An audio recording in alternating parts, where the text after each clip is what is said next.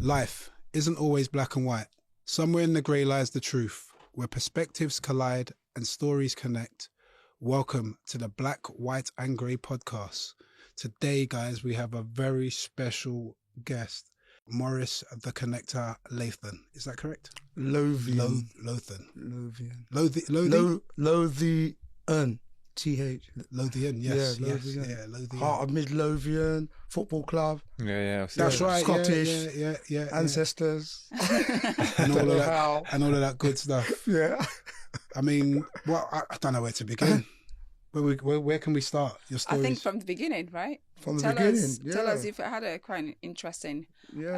Tell us who you upbringing. are. Yeah. Tell the people who you are. One of the first statements you said was kind of kinship with Michael about where you've come from. So where did you come from? You said I come from a dark place, and now I found a light and it's shining bright. But I guess we all come from a place that can be dark, but mine was really dark. I could hardly see, but now I found my way. That's why I call myself Morris the Connector, now connected to the light, the source. Now I send out the right vibrations to get the energy back, to give back. When you know, you grow. I didn't know, so I couldn't grow. I came from a disadvantaged background. I failed at school. My dad left home when I was 7 years old. I struggled with that.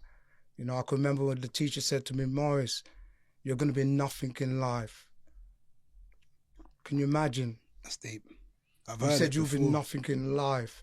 A teacher that's meant to teach me was telling me and putting me in a corner, humiliating me, making me cry at times in front of the class because he didn't understand me as a person. When I look back, I can see where he went wrong. He went wrong with his mindset. I didn't know about my mindset. I was just doing and not knowing who I was meant to be. But fast forward, when I left school when I was 15 and a half, 16, left school, I struggled finding a job. Back in the 70s, it was like, you go for a job, you get turned down because of your colour. Mm-hmm. I can remember when my white friend went for a job and he came back and he said, Morris, there's jobs here. I've just got accepted for this job. You should go there. And I walked about 2 miles and I went to that job. And they said they never had no vacancies. When they seen me and looked at me, that stuck with me for a while, because certain things when you're youth stick with you and make you react a certain way, against the system. And I can remember my friends coming with jewellery and, cars and looking good, you know what I mean? And I was like, wow, you don't work. Where are you getting this stuff from? And like they say, show me your friends and I'll show you your future. So I joined in with what they were doing, selling drugs. I sold drugs for 12 years, selling drugs, buying the car, jewellery. I've got pictures. I look like Mr. T with the amount of jewellery I used to wear. I've got pictures, all this jewellery, having a nice car, money. What area of London was that? That was, I was in Northampton at the time. Northampton. Yeah, so I moved to Northampton from the West Indies. That's a backward story there. My mum settled in Northampton when I was 14, And I feel like that's made a difficult thing even more difficult, right? Yeah, I was moving about because I was born in London. Yeah. Right? Hammersmith. Yeah. Were you? And my Pick dad. up Hammersmith. Yeah, my dad split Born up in with my Hammersmith mum. Hospital. We moved to East London, lived in East London. Then my mum met my stepdad. After 2 years, we immigrated to the West Indies, Montserrat. Wow. Even though my parents were Jamaica. At age 11, I went to Montserrat. Yeah, in Montserrat. And then I went to school there, got some real licks there. Real life because they used lessons. to beat you there, discipline, right? In England? In No, Montserrat. in Montserrat. Montserrat, in the West Indies. So they used to hit you with the when you cane. was bad. So by the time I came back at 14, my mum had a friend in Northampton. So then I went to Northampton school. So I was in Northampton. So by the time I came back, even though I got licked in the West Indies, I found it easier to muck about here. 100%. Because When I went to school in Northampton, I was like, you know what I mean? There was not really no discipline. Yeah. So when that teacher said that to me, you know what I mean? So, yeah, but going back to that now, when I left school, I was selling drugs and feeling good with myself. They say money is the root of all evil, but it's not.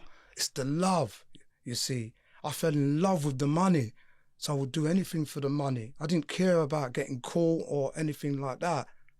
But I got caught. I went to jail. How long were you in jail for? I was in jail for about a year. What was the charge? Was it robbery or drug selling? No, Intent it to- was intent to supply. Intent. stuff like that. But before that, going back, when I was 14 and I came back to London, my brother, he got stabbed to death. He was 19. So that was the first, I would say, death in my family that I realised but didn't understand at 14, and he was 19. But while I was in prison, on my sentence, my sister's kids got murdered. You know, 2 kids, 6 months old and a 18-month-old. The father killed the kids. Oh, wow. And tried to kill her, but she got away. Yeah. It was in The Voice, actually. Yeah. Who you worked for. It was in The Voice. Like 35 years, 40 years, about 40 years ago. Yeah. Yeah. So that really sent me, because I couldn't get out. They wouldn't let me out to be with my sister, and we were a close-knit, Of course. knit family. But eventually I came out, but I continued doing the same thing.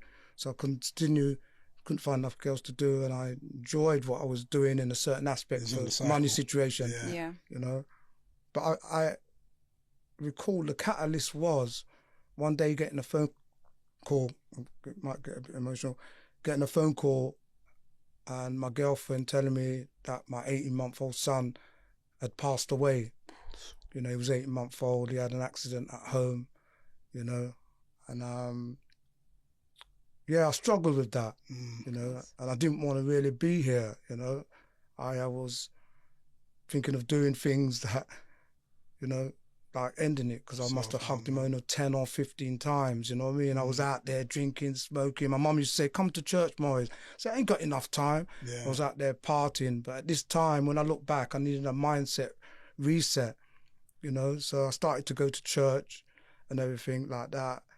You know, it's been 33 years. I haven't smoked marijuana or drank alcohol. That changed my perspective, you know what I mean? My thought. You know what I mean? With every thought, there's an outcome. And I wanted to do different things now. You know, going to church made me realise that there's more to life than the money, the drugs, because that wasn't making me happy. I had money, but my son had passed on. You know, so within about 6 months, I started to, you know, get a job, started to do things different, you know what I mean? And then after 6 months, I was able to get some money together and I started a market store. What age was this? I was 29. Okay, so you leveled up, got older. Yeah, 29. So me and my girlfriend got a market store. I was selling clothes, women's clothes. I didn't wear none, by the way. So we started to sell women's clothes at Wembley Market. Yeah, I remember the that, market there. Then I started to do clothes parties, and things like that. I found myself becoming a businessman. now, right? Yeah. Yeah, because that was the thing that was going on. A lot of people were buying and selling clothes. Yeah. It was a fabric. Wembley, I started to do that. And then that was being very productive. And then wanted to buy a house. So I decided to go and get another job. And she took care of the market store. Then we got a shop. Wicked. And from the shop led to doing some courier work. From courier work, I moved on to doing some executive driving. From executive driving, because I can't go into all of it, I'll just brush through it. It's too long. A lot of stuff. Executive driving itself is a story within itself. 100%. So there's stories in stories, but there's one point in the executive driving, I was doing that for about 4-5 years. We had bought a house and everything, and there was one situation after about 5 years, all the drivers, we get different clients to drive. And this man came in my car one day. I had to pick him up. And his name was Steve. And he used to come in my car and I'll drive him. Then other drivers would drive him. And one day he started to speak and say, and we started to get on. And one day after about driving for about 2 months on and off, he said to me, Morris, you're more than a driver. You are. And you know what, everyone? I didn't know what he meant by that. Only now I can understand. Through my journey, I understood what he meant then. because you've seen the character. Like Bruce Lee said, knowledge will give you power. Character will give you respect by knowing who you are. You know what I mean? So I started to drive him. Then he said to me, Morris, why don't you come and work for me? He was a hedge fund manager, you know. Okay. I don't know if you know about hedge funds and stockbrokers and stuff like that. So he was a speculator for a £6 billion company. Okay. And he said, Morris, you come and drive my car, leave that company and come and drive me and then come to meetings with me. So it was sort of like an Eddie Murphy thing. I started to go into Goldman and Sachs. Oh my God. Trading places. Serious. This man's telling me places that I used to drive him and drive other clients. He's saying to me I could come into the meetings with him. You know, like Goldman and Sachs, even the Queen stockbrokers. I can remember going to the Queen stockbrokers one day with him, and we'd left there, and he got a call from his company saying, one of his colleagues said, "Who's that black guy you was with?" Oh, mate. You know what I mean? And he came to me, he said, "Morris, they said to me, who's this black guy that I was with in the stockbrokers?" Because he was like shocked, because he's a Cambridge educated guy. He was a young guy, about 30 years old, and he found it strange. I said, "Steve, if it was a white man, they wouldn't have asked that."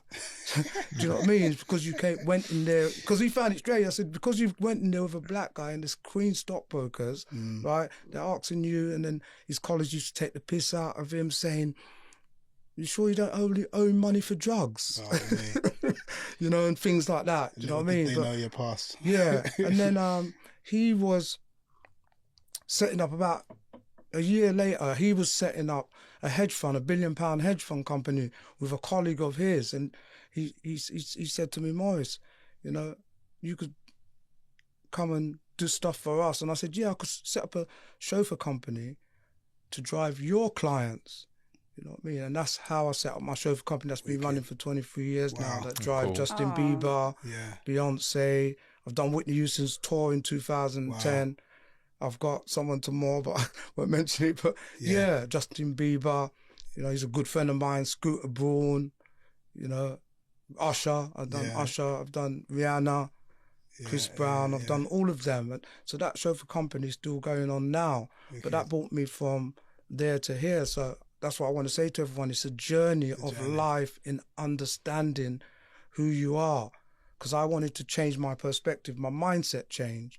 So I just started to work hard. Do you know what I mean? So after that, the chauffeur stock company was doing all right and everything. 2010, the crash happened. I had to redo that. But what happened in 2007, even though things were going good, you know, I lost my sister in 2007. She died in that illness. Then 2010. Is that the same sister who lost the 2 children? No, it was another sister. One. Yeah. Okay. So I lost my sister in 2007. Then I lost my mum in 2010. Man. Then I lost my dad in 2011. And here's me saying, to my siblings, like, at least we still got our dad. Do you know what I mean? Yeah. Just to empower ourselves, because we just lost our mum and that. Then 6 months later, I lost my dad. And in 2015, my common law wife for 35 years, she committed suicide. The partner in crime? Yeah, the partner that we had the shop with, she committed suicide. Was she going through depression? Yeah, she was going through depression for about 5 years. Was you aware of it though? Yeah. She left 2 kids, a 13-year-old and a 30-year-old, you know, and he struggled with that. And there was a dark time where I was going through about 2 months where I didn't want to be here, you know, and I actually got something and I was going to, shoot myself. Do you know what I mean? Yeah. I had to change the focus, and I could honestly say if I didn't believe in God, by going to church and finding that peace with the Father, I most probably would have done it, but I had someone to turn to. If I was still the gangster, I most probably would have killed myself. Do you know what's beautiful about, and it's probably profound for me to say in the way that I'm going to articulate this, but what's beautiful about the story is that every step, and as dark as it may seem, every step prepared you for what you are today. Yeah. Every single step. So from school with the teacher telling you what the teacher's telling you, that you're not good enough, that built up a resilience that you built upon to the next phase. And even just rolling around with the driver and then it built the next phase, the business, or having it's the a business. journey. It's a the journey. whole journey built It's a you to who journey. you are. I And must that's what commend you life for is. that. That's what life is. Life's a journey of pain. Are we going to suffer pain? Yes, we are. But we can get through it because God's given us the resilience and the power to embrace it. So I had to embrace that when it was a dark time for me, a real dark time. But I can't honestly say, I used to say, why me? Why me in that darkest hours? Many times my kids used to phone me and say, Dad, are you all right? You don't sound right. But I could honestly say, why me? But now I say, try me. Try me. Because now I believe, it's not seeing is believing, it's believing is seeing. Now right. I know the why. The why is bigger than you, my friend. 100%. Right? My why, and I know my must. I know why I had to go through so much pain. You know? Can I ask you a question? So, cataloguing a story runs the risk of just putting death side by side. You know, we could go, Morris has experienced a lot of death. Yeah. Each one of those is a personal milestone that you experienced to the fullest extent. But what have you learned across multiple deaths about death? And did it feel very different each time it kind of swept in? Because, again, otherwise we run the risk of saying your life just needs to be punctuated by loss, which inadvertently will be. But what's your relationship with it on an individual basis and collectively? Yeah, my relationship with it is understanding, like that why. That why was like, why? But now I believe that God was chipping away at me. He was scolding me. Life is plastic. We get molded all different ways. But when God molds you a serious way. But so my understanding through every pain that I suffered at that time from my brother, I didn't really understand. But from my son, I realized that the vision that I have now, I had to see the why in it. And I realized that pushed me from the darkness to the light, to see clearly. You see, we need clarity, we need vision, we need direction. They say, without any vision, people perish. Do you understand? So I started to see things different. And you have to start to see things different for things to be different. So every time something happened, what empowered me is knowing that I can get through this. You know? And I think it sounds like there was an element of a lot of self-reflection and accountability on the journey that then allowed you to see the vision outward. So you had to look in first. Yeah, inside. That connection. Yeah. Hence why I call myself Morris the Connector, because I had to get connected to myself in them darkest hours. My faults, your faults become things. It becomes your reality. They say you are the pen and paper of your story. You could play the victim or the hero. I could play the victim and stay in that. Even right now, I've written a book, From Glory to Crown and Glory, and I had to cry a lot. But one thing that happened to me is like going back, writing that book, made me visualize the now. So when we talk about now, am I happy now? Because yesterday was history, tomorrow's a mystery. Yeah. But today's a gift. Present. For the present. So realizing the now takes me away from that. So we have to take ourselves away from that and put something in place. Hence what you said is like, when I said I wanted to shoot myself and kill myself, what made me, many people ask me, what made you not do it in that darkest hours? It was the focus of my 13-year-old. So instead of wallowing in why me and thinking of the past, because we had a turbulent relationship and stuff like that, I won't go into that, but it was we blame ourselves too much. Do you know what I mean? We have to look at the reason, and God's going to give us pain to push us to our power. It's like going to the gym. We go to the gym to build muscle, but life is about building muscle. Knowledge and wisdom comes from that pain. You know what I mean? So in what you're saying is like, I took the knowledge from what happened to me. You know what I mean? I used the focus. Where the focus goes, the mind goes. So I focused on my son. So I switched it. Yeah. So by switching to my son and thinking, he wanted to kill himself when his mum was alive, when she was going through the depression, like you said. There was times when she took pills. There was times that we had, maybe about 50 times she tried to kill herself. And here, she actually did it. And here's me thinking, I want to do it. So I had to change that focus over a period of time. What made me change that focus? The spirit in me, that intuition, that thought, that switched it and said, what about Levi? And when I thought about what about Levi, I stopped thinking of myself. Yeah. Do you understand? It was so that's what we need to do. We need to switch it. Yeah. Do you know what I mean? Because we form our own reality. I could, like I said about the book, right? Writing that book made me cry a lot. But you know what? I was able to release it. So it's fair to say that I think the question that sort of Ed was asking is like, when you were going through each death, each loss, do you, instead of sort of focusing on how you're feeling about each loss, you would start to think, what are the things I need to be sort of essentially grateful or I need to focus on at that time? So you never sort of focused, you know, the difference between losing your son to losing your mum to your dad or to your sister, even your nephews. Is that the route to where you are at the when moment? I lost my sister, that was hurt, and I was hurt. But I understand that God has a journey for every one of us, and every one of us is going to leave here one day. It's what we leave behind. So my focus and the way I think of things drives me a different way. Like I said, the why. It's about the why. Why did my sister have to leave here? Because that was her time. You know what I mean? So every time something happened, I put it down to that's their time to leave here. And that's what drives me. You really understood how to cope. Yeah. The coping mechanism. Your coping mechanism has been, I suppose, so sophisticated to the point that you are here today and able to... I haven't had no counselling. To shift. But God was my counsellor. It's only because I trusted in God so much, because he had brought me this far. Do you understand? So because he had brought me that far, that's one of the reasons in that major time when my common law wife committed suicide, that made me realise and visualise a difference in my situation to make me not do that.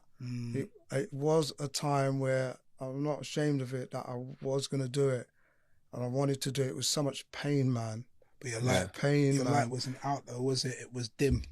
Yeah. And because you lost so much, your light was actually dim, but not out. And like you said, when you think about your son, you saw the dim light and you gravitated towards it like you should. Yeah. And that helped charge you up. Yeah. At this point, you also lost another son, didn't you? I lost another son, and that's what I'm going to get to. I'm going to get to that point.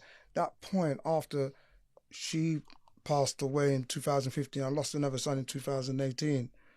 And going through that, it was like 2000. I got through that. And what happened was a woman asked me, "Oh, Maurice, do you want to come and speak at an event to say how, in front of business people at NatWest Bank, to say how you was able to grow your chauffeur company and come from where you come from and that." And I've never been on stage before. Oh. You know what I mean? Never been on stage speaking and nothing. I said yes. Because in life, I believe you've got to be fearless, then your life becomes limitless. And that's what the journey had instilled in me. Fearless. You know what I mean? So I'll do what's necessary. I knew I had to do what's necessary. What you like doing, I would say to anyone, do it. If you don't like it, change it. Do you know what I mean? Change happens, progress doesn't. Do you know what I mean? So I went and done that talk at NatWest Bank. And when I went up there and spoke, and I shared some of my story, driving the Rolling Stones at that time it was, and stuff like that. And I came off stage. A load of people came around me and said, "That was very inspirational, Maurice," and everything like that. The next day, this is pinnacle. The next day, a teacher phoned me. He said, "Maurice, I heard your story on Facebook. Would you come to my school and say that story to the kids that are going through their GCSEs?" I said, "Yeah, that's all right." He says, "How much do you want?" I said, "I don't want no money.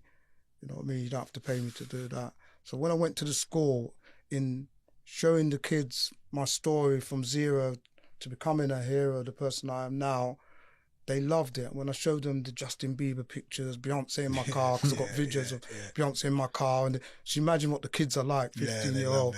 They were like, wow. And afterwards they started to hug me and say, "Man, oh, you're amazing," and all this and that. And the Andrew Mohammed, he started to, I think you might know him, Andrew Mohammed. Yeah. Him, that guy. Yeah. he started to ask me to come to schools and tell my story. Then I started to do seminars and that. And then one day I was at home and alone, and a vibe came on me and said, this is why God gave you your story. He gave you the story to tell your story, to save lives. It's bigger than you. Bigger than me. That why.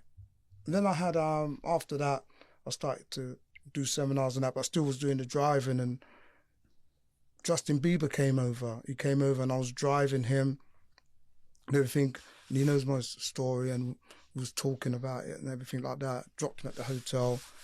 By the time I come back to pick him up, him and his wife, it's like, he ran down the stairs, said, Maurice, and on his phone, and there's a picture, I don't know if you've seen the picture, there's a picture of that moment, I'll put it down to God, that the paparazzi took, of him pointing to his phone saying, Maurice, your story is like Job in the Bible, when God took everything away and his missus was saying, why are you still committed? And he stayed steadfast. And when God gave him the power to empower the people,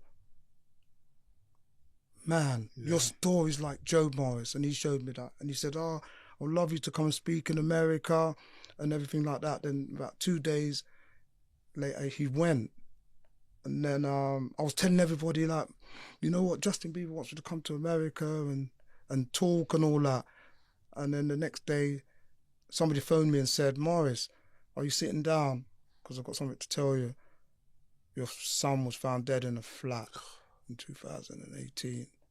So that was like, wow, up and then down. Yeah. You know what I mean? He was 34 years old. He was found dead in a flat, had a heart attack and that. So that drove me down. So going back to what you're saying now, yes, I cried.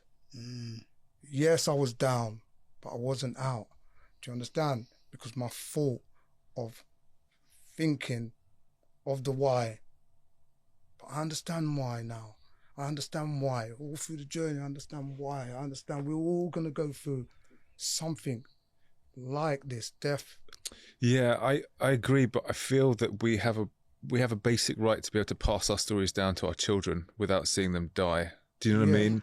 That True. to me is a sadness that I wouldn't want to append a lesson to it for you and go, you need to see the loss of your, because you can share stories with people and people can benefit from your wisdom, but you deserved and they deserved for your kids to be able to be vessels for that story. It seems I'm half in and half out with that, and I'll tell you why. And I'm siding with both of you on this. When it's bigger than you, it matters, but it doesn't matter like that, because it's the way energy just flows. All of what you experience is what comes out, and it's more profound than that. So there's a bigger, because even if it's not your personal children, it might be your brothers, sisters. It might be family. Somebody needs to hear it, and it's just bigger than that. I mean, tragedy amplifies, right? It's why we gravitate towards celebrities that die, because they immortalise and their mythology keeps going on forever. So I agree with you that it's like an amplification of signal. And I guess with humans, we naturally self-select for our own tribe or community. So the idea that actually the message is then bigger than who you kind of affiliate with, that's also powerful as well. It's the understanding of your story. Do you understand? That's why I say my story was gory, but it's my crown and glory.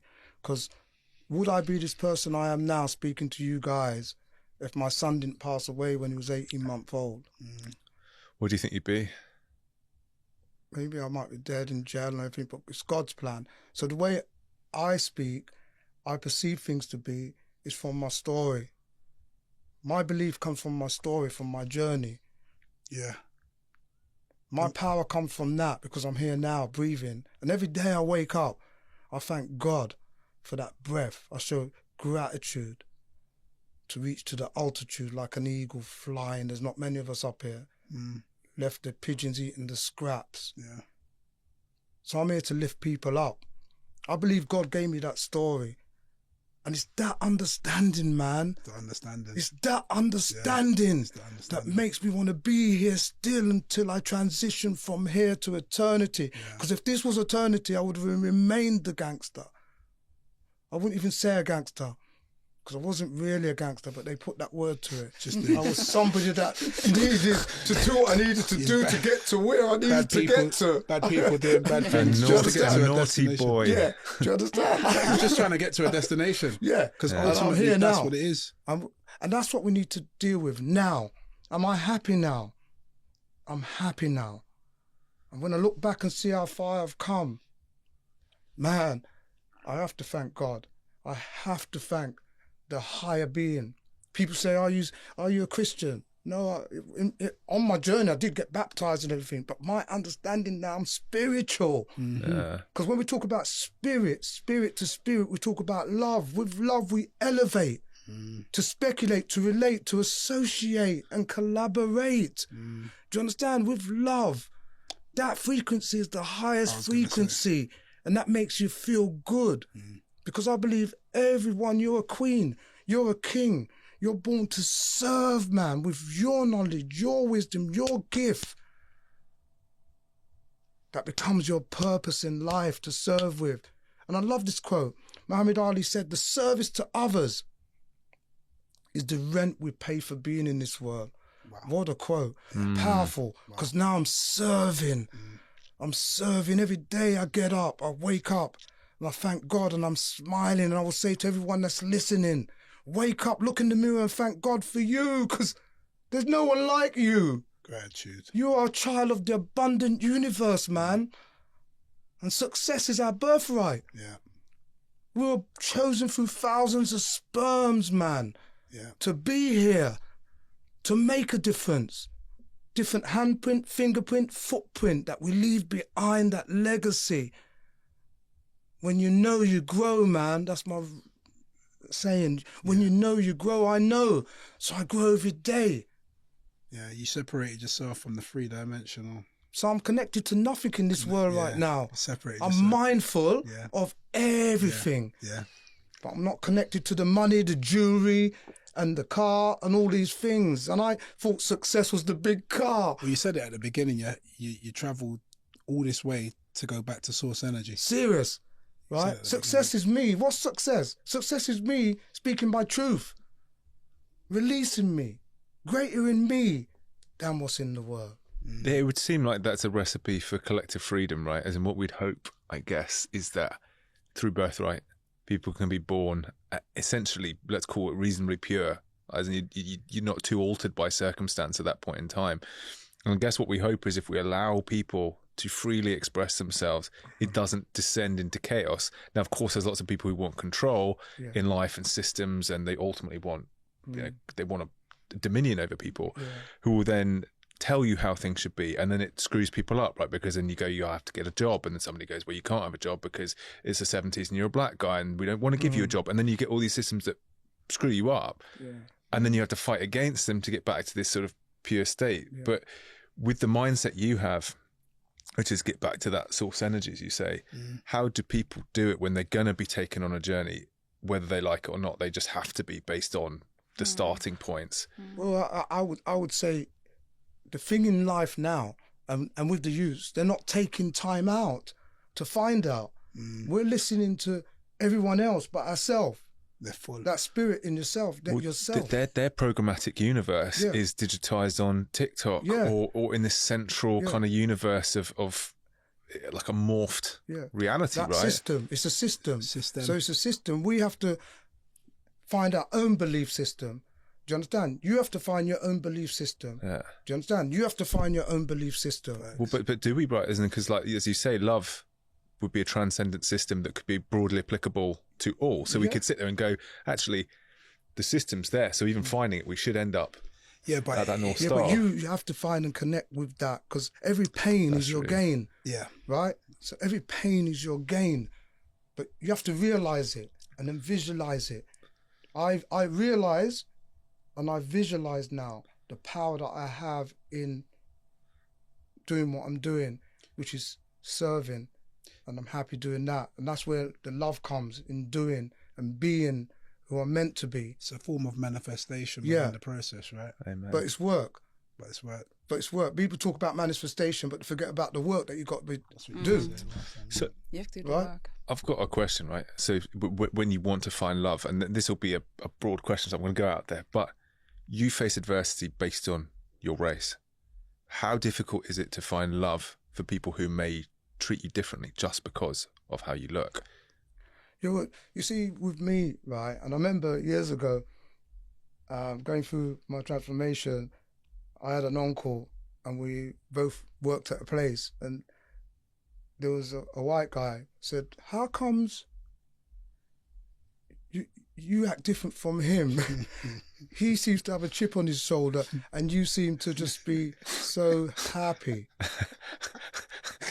Do you understand? Yeah, Because sure. he had a chip on his shoulder. Yeah. I was happy Yeah. in understanding who I was Yeah. or who I am. And we talk about God said, I'm the great I am. I am Morris the connector. Yeah. And that's how I get connected to all my clients and everybody connects with me. You know why? It's the energy, like you said. The energy. And that comes from within you, knowing you, loving you first. Do you understand? So you take a read on it, right? Rather than going, you're a box, I'm a box, that's a box, this is how they're all labelled. You go, what am I dealing with on an individual basis? Is that fair? It's sort of, it's almost like first you choose the path of least resistance, right? So if you're opposed by somebody who's opposing you, you then go in to fight them you're resisting. So therefore you're causing your own problem because everything's a reflection of self. We got taught that in jiu-jitsu actually. Yeah. One saying if you go in with too much energy, the person immediately meets you with the same energy. Right, so whereas if you drop it down, they get lethargic choose as well. the path of least resistance. And that's ultimately the answer to your question. So how do I find love in somebody that's opposing me? Well, it don't really matter. Because I know who I am. So, and I'm not going to batter down this door, but it's interesting to me, right? And when the conversation is interesting, I should just have the conversation. Yeah, but I love it.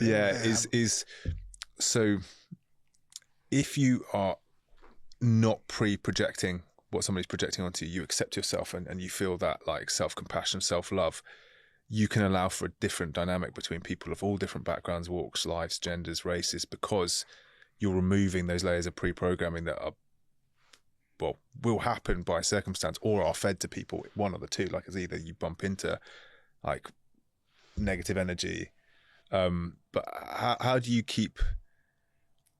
let it brush over you? Because as you say, you read that energy, sometimes it's good, sometimes it's still bad, even though you've changed. But the difference between me and my energy, and even the schools, when I go into the schools, the teachers are wondering how does kids gravitate to me? Mm. Do you understand? And that's a form of energy, but that's a form of love. Do you understand? You can feel love, that energy of love from somebody. Like I said, when I came in here, and I spoke to him for the first time, I didn't even know him, but I could tell who he is because that feeling. This young lady here, Anna, when I met her in the gym, do you know what I mean? It's like, I didn't even know she'd done podcasting or nothing. I just gravitated to her because my love, that's coming from inside of me. So I spoke to her and we had a conversation, and she had that conversation with me, not because, because she felt some, do you know what I mean? It was the way I portrayed myself. You can explain. Yeah, What made you... I think to answer that question for you is like, I don't think it's unique to Morris. I think I feel the same way. Sometimes you go to rooms and you meet people that are not receptive to you. So you sort of, your way to deal with it is like, you know, the reason I feel I've got friendships and people from different backgrounds is just the fact that you're open. You just have to keep yourself open. And some people will be resistant to your energy. Some people may not like you as soon as they see you, and you accept it. You're like, okay, that's fine. I can go and sometimes, you know, be a victim of racism, but then I'm like, it's okay. That doesn't define me. It's just a situation. I'm going to walk away from here, and then it's the past. Does it annoy you? It does, isn't it? It's disappointing. I say it's disappointing. I'm not experiencing it, but I say it's disappointing. I don't make it people affect are judged me. all the time, isn't it? I think people are judged for the color of their skin, their height, their wealth, where they come from. You constantly judge wherever you go. There's so many people are constantly measuring you. Even sexuality. Sexuality as well. So it's a case of you have to like go through life and think it's okay if somebody doesn't accept me. It's okay if somebody doesn't like don't me. Get connected to that. Don't get connected to word. it. Don't get connected to that just, word. There's someone out there that does like me. There is. I've got friends. I've got this, and you just have to kind of. I would also say it's a form of education as well, even through peers and connection and conversation. That once you start to understand how the system works, you know that the system is designed to break different people at different stages. So if you become part of it, you're going to break. And that's ultimately what these two guys because are if saying. you become combative to it, then you're going to be you in the game. Like I say, think outside the box. You've got to think outside the box. Yeah, that's fascinating. You have to have the superior. So your own resistance will be used against you to just keep loading more and more pressure on it. Absolutely. And I guess you're right. Like it will isolate. Like so, we've gone down a path that I didn't. She's so right. But I came from that background where, you know, if you had told me I'll be this person today, an international speaker, life coach, a guy that's a businessman and going to schools, I'm going to schools and teaching now. Do you know what I mean? I'll say, get out my face before I smack you in your face. If you had said that to me when I was 17, 18, 19, I literally would have said, get out my face, you're taking the piss. Yeah, absolutely. Because how could I be like this it's person condescending or something. Yeah, how could I be this person I am today? I couldn't see that. Yeah, it's a it violation. was impossible. It was almost like you're mocking him. You're mocking me. You're taking the piss. Okay, fine. Yeah, you're taking the piss. But that's because it's connecting with something in you that feels that the real conversation is that it's taking the piss, right? Which would be how can I become that person? He couldn't see that person in himself. Yeah, so it's your own self-value being I thought I was reflected. going to sell drugs for the rest of my life, and that's the truth. So that's so naive. You must look at me and say, that's so naive. No chance. But you wouldn't. But people say, that's so naive. How could you think that you could sell drugs? Thoughts become things. Yeah. You know, the system. Did you have role models around you that were doing You see, in school, they taught me about Christopher Columbus, Lord Nelson. There's nothing wrong with that. Do you understand? Right? But I didn't see no one that I could look up to that was my colour at that time. How interesting. Later on in my life, I started listening to Bob Marley when I was 17, 18. But there was no one at school that they showed you to teach you. And that's why I want to get, with my charity, a school for life skills and empowerment, so the kids could come there and learn maths and English. But the kids that are getting kicked out of school, so it's alternative learning, or on the brink of getting kicked out of school, they could come there and they could learn and get the power of their ancestors as well and believe in themselves. Because I never had that. If someone had told me, Maurice, do you know what? You could become a speaker. You could become this because you talk a lot. Like my mum and dad used to call me a parrot when I was 7 years old. Shut up, you parrot. Be quiet. Shut up, boy. Shut up, boy. Do you understand? Yeah. So, because I used to talk all the time. But now I get paid for speaking. That was my gift. Yeah, sure. That's my purpose.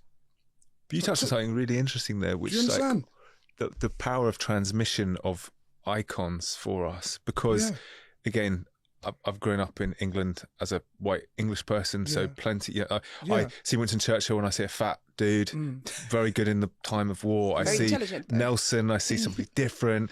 But, you know, it's pick and choose, right? But I never, it can sometimes feel tokenistic to say, well, you know who you need to see on a statue, it's going to be somebody who resonates with you. But actually, hearing what you're saying makes you realise how powerful it's powerful. It because is. If I'd seen somebody, honestly, bro, if I'd seen someone and I was told that you can be this, you could be that, and I could see that, then it's. But did it have to resonate? Like, so, let's say if you put I don't know, a scientist up there, or not science. You know, back in the 60s and that, there was black people that created things. Show me someone that created the light bulb, or a black person that done something that makes me resonate with that. Like, hey, if he can do that. Like when I go to schools... But with black culture or with culture full stop? Like the film Hidden Figures with the 4 black women that helped the NASA. Yeah. Okay. Helped NASA create the formula to get them to the moon. That wasn't given to us when we were younger. Yeah. But that's become a film about 10 years ago of recent times. Yeah. But we're talking about something that was in the 70s. Yeah. Yeah. So basically, the lack of role models causes lack of self-esteem. The lack of vision. Yeah. So that's the trend. It equals to if we don't see someone that equals or that looks like you, that can be something, then you instantly will attach yourself to the person that looks like you, and then you say if that person is only a cleaner or that person is a drug dealer, then that's your person. That's who you're. But does it become. feel like that's your ceiling? That exactly. Okay, wow. Because when you're in that place of what appears to be hardship, and it feels like you're at the lowest, all you're trying to do is get to the next destination. Yeah. Now, we've had conversations where, like I said to you guys, I was somewhat privileged on my estate. Yeah. Because my family was able to afford Sky. My parents owned their house, whereas all of my peers, they were council house. So what they were going through, I weren't seeing. It's only when I speak to them now, some of them couldn't eat. They couldn't get food for the next day. Serious. Do you know what I mean? Let alone the electricity bill. And then it was single parent households. And then there was no breakfast in the morning. So I'm like, it makes sense to why half of them kept coming to my houses in the morning. My mum used to be the type of mum that would just offer the community food. Yeah. So the community spirit was there. But in my house, my friends are just coming and they're always eating in my house. But what I didn't realise is my mum knew the hardship that they were going through. And instead of them being on the street, she would rather bring them in. Mm-hmm. Yeah. And that's amazing. That's the idea of just that type of person that we're talking about. They can't see tomorrow. It's awareness. I wasn't aware of nothing outside of my environment. Yeah. I was a product of my environment. So I wasn't aware of nothing else that I can do outside of my environment. And it's toxic. But then you've got like a very material sphere that you're existing in, right? Like defined by the UK, or not Montserrat as well, like defined by a certain sphere of very material realities. And then what you said is actually, if I've gone above that to something that I self-define as like spirituality, wholeness, totality, none of that actually matters. It breaks apart in an instant. Can you still pass that message on to somebody at the destination they are, right? So a 15-year-old who's angry, who is still trying to reconcile that their dad's not there, like, do they still have to go on a different journey to get to that point of revelation? That is good. Because funny enough, when I went to the last school I went to, and he texted me, he said, thank you for coming to my school, but I've changed my life now. I'm passing my exams and I want to thank you. You're a good motivator and everything. Now, why did he say that? I know why he said that. Because he's seen a man come from zero to become somebody of the same colour. Do you understand? Right? So he got the understanding of my story. From zero to rising like a phoenix from the ashes. Do you know what I mean? That's power for kids that are going through. So I'm 62. But it's like I'm 22. When I go to the schools, they think I'm their age. I'm on their level because we're connecting. We're connecting. My story is connecting with them because they're going through something, maybe selling drugs, going through maybe some death, going through trials. So everybody's going through trials and everybody's got a story, a different story, but it all connects.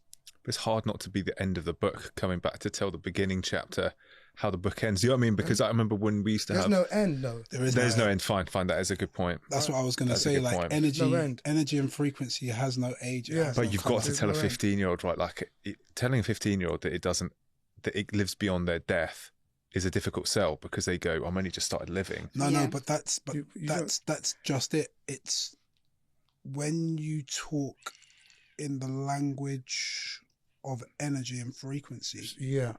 There's just going to be connectivity. Yeah. So you don't see the physical. I'm not talking like that. It's just vibrations. I'm talking like that. I'm talking, I'm just being me. Yeah. He's just delivering right? So I'm just being me, my truth.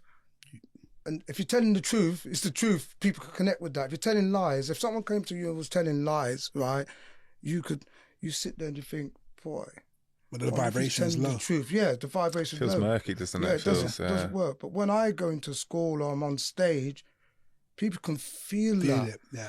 Because it's real, isn't it? What's that say for people's jobs, right? So where I feel about a lot of jobs is people are selling stuff to each other. Sounds personal. But people are selling stuff to each other. People are either making stuff or they're selling stuff to each other. Part of the sales process is, polish the apple, whatever, give it the story. And it's like, it's not necessarily a lie, but it's mitigating circumstances and engineering, like desire to serve it up to somebody, not necessarily for their best interest. It's because there's some kind of corporate agenda. What does that en masse do to people's energy? Because you're spending 8 hours a day kind of trending sideways, or hopefully not down. You know, some people are selling people absolute garbage, right? Yeah, but people are not us, a lot of people are working in a job and they don't even know why they're there. Do you know what I mean? God gave us time to take time out. I think the greatest tragedy is people going to work and not knowing why.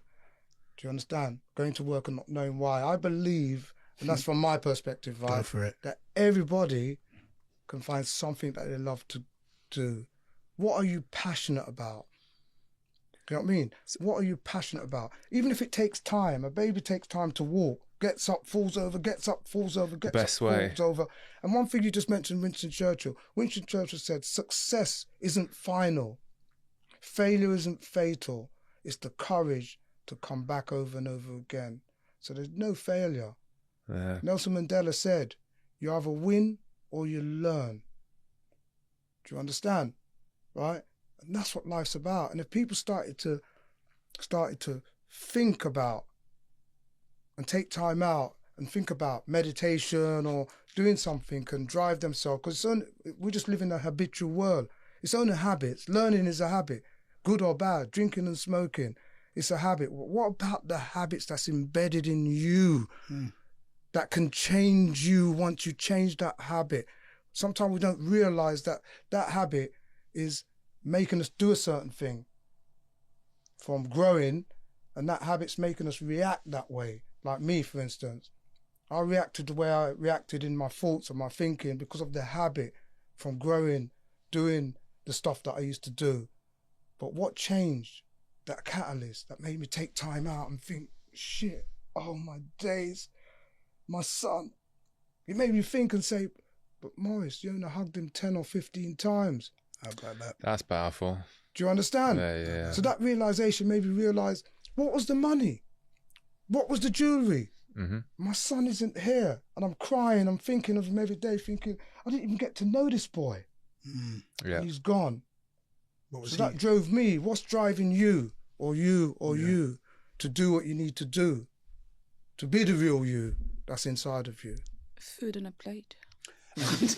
And to your point, I just need food on my plate. yeah.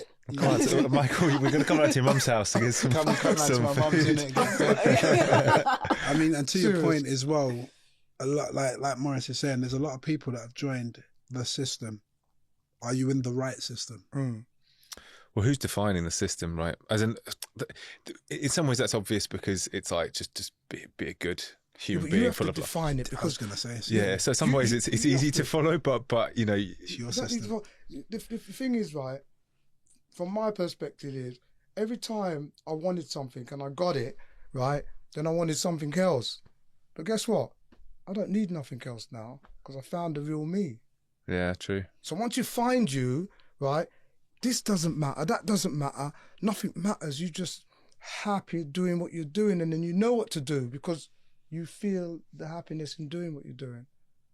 Half the time we're not happy doing what we're doing. So it's an interesting thought experiment, and I did this a while back. I just put myself out on the barbecue, you know, just to sizzle. But I was like, what is it I'm actually professionally or intellectually good at? And so I was like, well, let's get ChatGPT on it, right? It's having lots of conversations. it goes, it's having lots of conversations with lots of people all the time, and it's forming a barometer of opinion of how we form language, how we form structure, what your specific attributes are, right? And I'm like, well, you know, in the negative bucket, I was dyslexic growing up, or still am. So it's not good for your professional confidence because everybody loves grammar and writing emails properly, and as soon as you make a mistake, everyone's like, you're an idiot. So I was like, look, why don't I interface with something and just get that mirror held up against a consensus of data? I mean, and I kind of think like for all the kids who don't have like that reflection of parents who are available or paying attention, it's like we should throw ourselves into that mechanism at least to get some feedback, because no feedback is like the most harrowing thing ever, right? When these kids that you're dealing with just go, you know, my dad's not here. I can't even ask him the question to get the answer. And it's like, how do we build like the gaffer tape to make these mechanisms where we can give people the feedback loops they need, the listening ear they need, that's just the something to help them figure themselves out. Because you're one person, you can't deal with 8 billion people, or you could. Nobody can, and that's what I was saying to you earlier. It's an each one teach one philosophy. Preach one, reach one. Yeah. Now we know, wherefore. Yeah. We project it through the camera. Yeah. That's thousands, true. millions. Yeah. Then it takes one on the other side to tell another, and then it just keeps going. The perpetual effect just takes over. Yeah. People need to realise, I'll give you an example. When I realised that I wanted to be a speaker and I enjoy going on stage, you know, and that's, they say one of the most fearful things in the world is going on stage speaking. Facts. But that's just natural for me. So I was sending out emails and that to get on stage. But when I'm sending out these emails to these companies, they don't want me. Yeah. Because they want someone famous.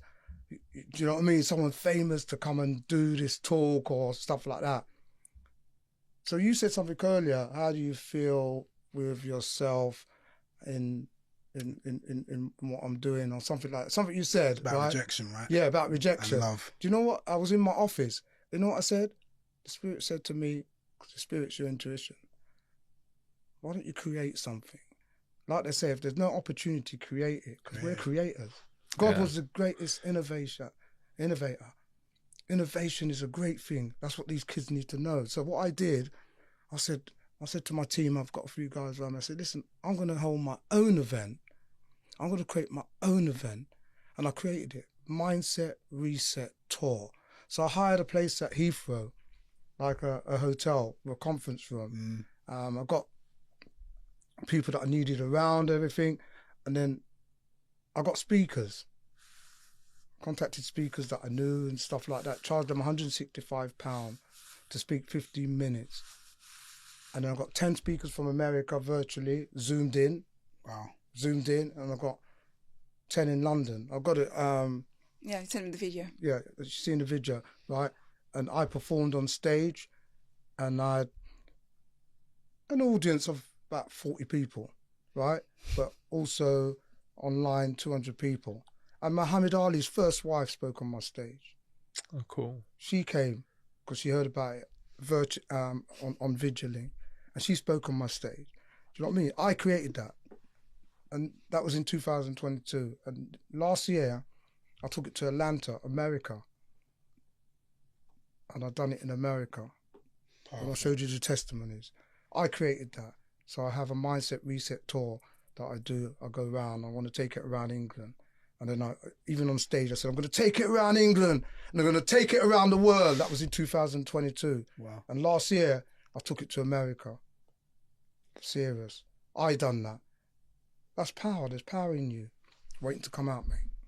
I mean, the English audience, I would much rather do it to an American audience where they're going to get up and start cheering. Yes. Trying to get an English audience excited about stuff.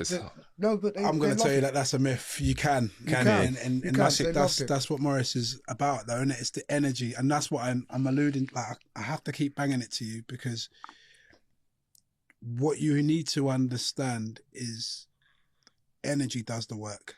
Yeah. It's not your physical. Also depends on the demographic as well. I'm going to an event next week, and I know I'm going to be. It's you though. Super, it's all in you. So no, everybody else is there. It's going to be super. What, are you speaking? Are you speaking? No, I'm just going to go to a gala, a white gala. So I need to. Please talk like what you mean. No, it's called a white gala. As in sorry.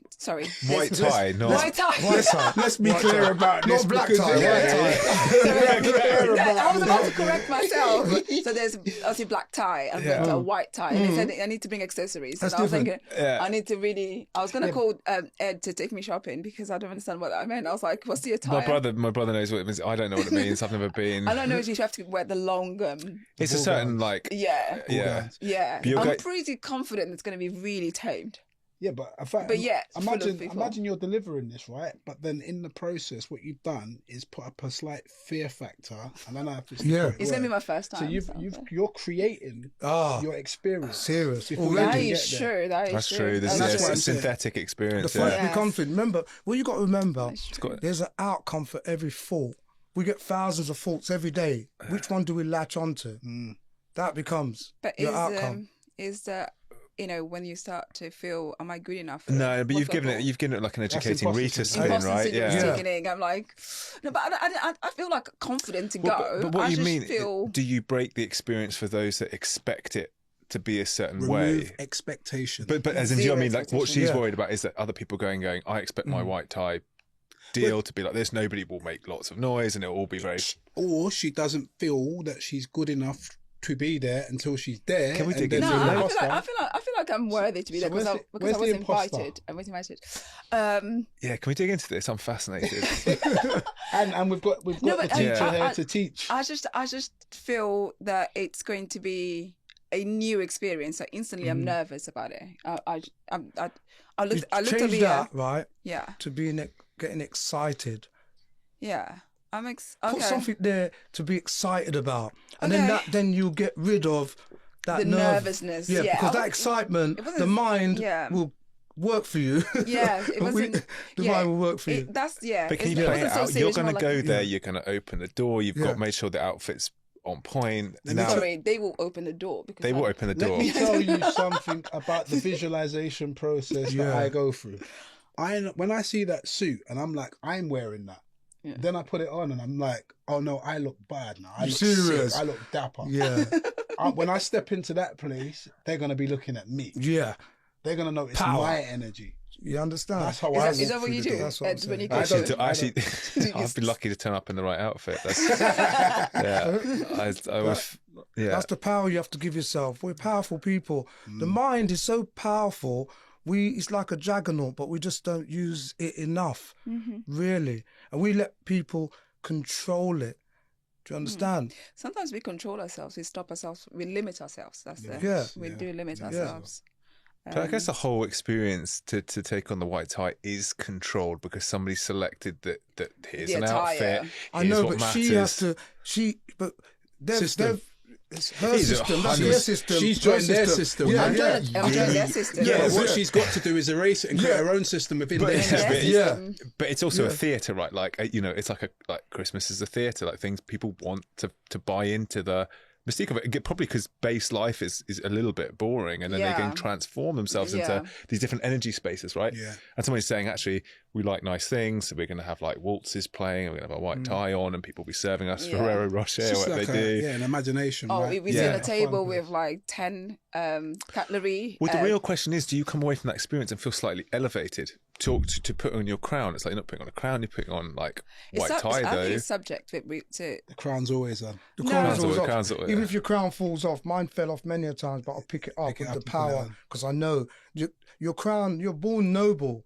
That's what people need to realize. You're born noble with a crown on. Noble. Your crown's already on. Your crown's on. Sometimes it falls off. It fell off many times in my life. Yeah. But you got to pick it up and say, yes, I am this king. I have the power to serve. Hey. Our king from. But that's an interesting. That is a great line. I am a king. I'm prepared to serve, basically. Yeah. Because people treat kings as almighty. Everybody's serving them, but because we've abstracted it, like the king was always there to sort of serve in part, but we have turned it into something that suits us, which is I have a kingdom. No, we're leaving it right there. We'll have to wrap this up. That was the right time because that was powerful. Yes. So Morris, where can people find you? You can find me anywhere.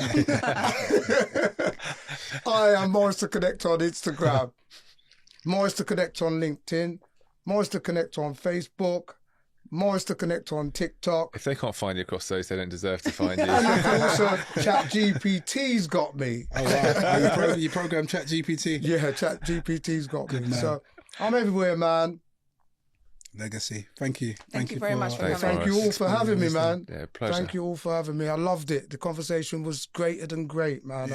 I hope all the viewers that watch this take something from this and go and grow. Tell your friends. Amen. Thank you. If you like that episode, like, share, subscribe so we can keep making this content.